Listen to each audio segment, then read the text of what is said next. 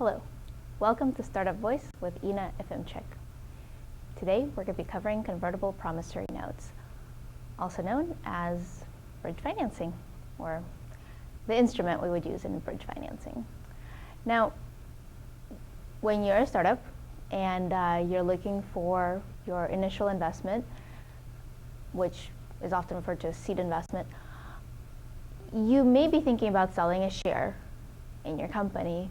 Folks will often say something along the lines of, well, I'm looking to attract $500,000 in capital and I'm willing to part with 10% of the company for that amount. Now, that's the jargon of an equity financing. And some seed investors will indeed invest in an equity financing right away. Now, there are reasons why this genre of convertible promissory notes has arisen and become really popular, and that's the fact that it's usually faster to do a bridge financing.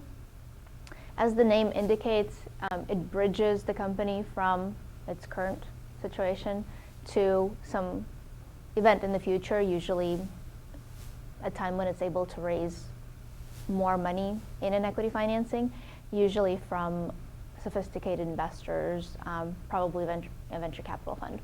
So given that the goal is this larger future investment, sometimes it's possible to do a quicker, simpler, and cheaper bridge financing in the interim.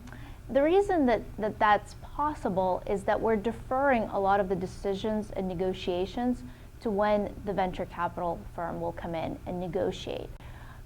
Bridge investors, they are bargaining for the same rights that the future investors will get for themselves.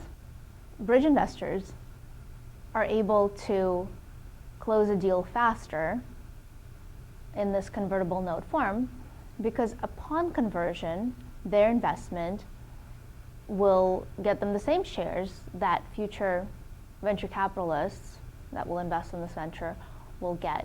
And so they're hoping that, venture capitalists, they are going to negotiate for pretty decent terms for themselves. And if they get the same terms without having to negotiate for them now or in the future, then that's a pretty good deal. So that's where the time and cost savings come in.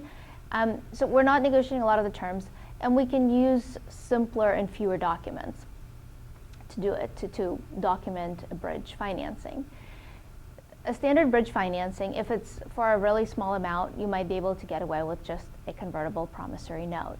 One document, maybe 4 or 5 pages in length. If the investor is investing more, ballpark of $100,000 or more, and using counsel, you're probably looking at a note purchase agreement and a convertible promissory note. Now, there are some bridge financings that get to be pretty complex, and they contain a lot of the types of terms that you would find in a standard equity financing.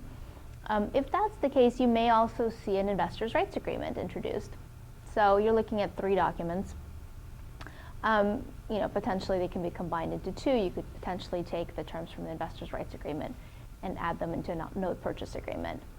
But it's still simpler from the company's perspective than doing an equity financing where you're going to be amending and restating your certificate of incorporation or articles of incorporation, depending on the state that you're in, and issuing a new series of stock. So you're deferring a lot of that.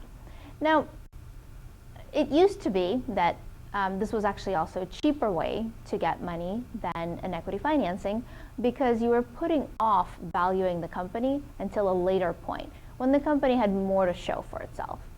Now, in recent years, almost every bridge financing that I've done, probably every bridge financing that I've done, contains a capped valuation cap on conversion. What that means is that essentially investors are valuing the company already, and they're saying that they will take a discount at the time when they're going to be converting, at the time of the next financing. They'll take the better of for them, a discount off of the price that those investors will get. Let's say that in your Series A financing that Kleiner Perkins invests in, your shares are valued at $1. Well, the bridge investors that are investing earlier, before Kleiner Perkins is willing to consider your company, they want to be compensated for the risk. So they will take maybe a 20% or 25% discount off of that price. So that's 80 cents or 75 cents per share. That's how their investment, their current investment is going to convert. Note that there's also going to be interest on those shares that's going to be converting as well, which gives them a little more upside. So let's say that the Series A investment was at a valuation of 10 million, and that's how you got to this $1 per share. But if your bridge investor has locked in that their valuation cap is 5 million, it means that when Kleiner Perkins comes in and invests at $1 per share, your investor will actually convert at only 50 cents per share, right? Because they've locked in a maximum valuation of 5 million. Now, it's my opinion that usually when investors will put in place a valuation cap, it's not really the company's valuation today.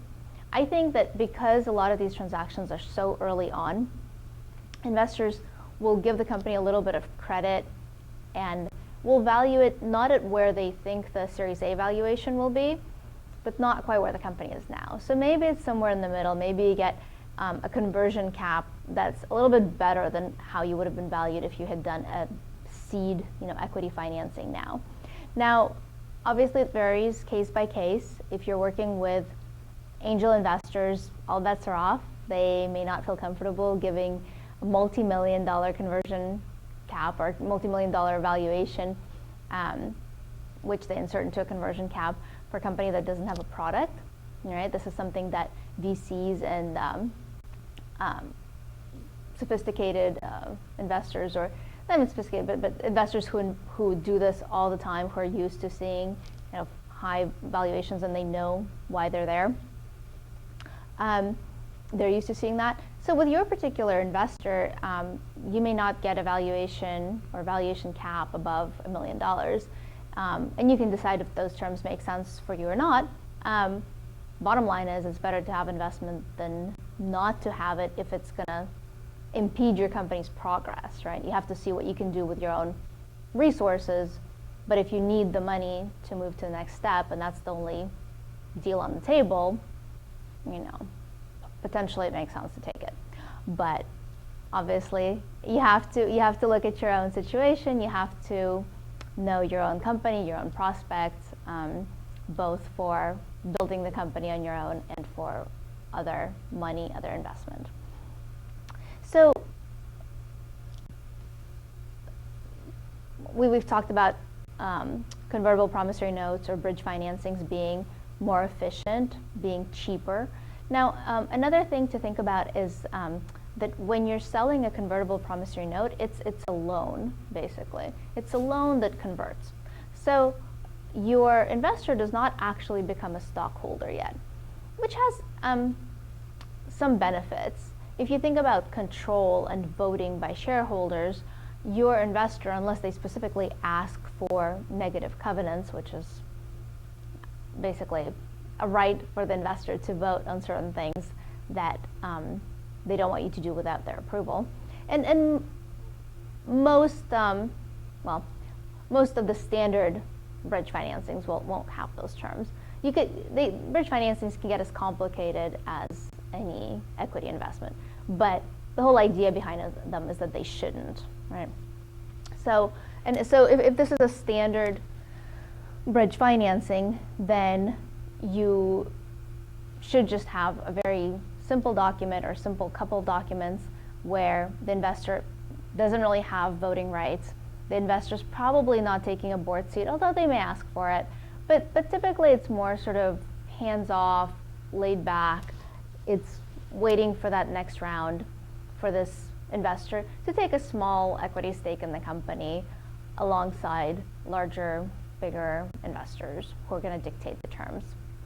So hopefully that's helpful. I have an annotated convertible promissory note on my blog where you can read in excruciating detail about all the terms that go into a note. There's a model note that you can download as well to familiarize yourself even better with the terms. And happy company making.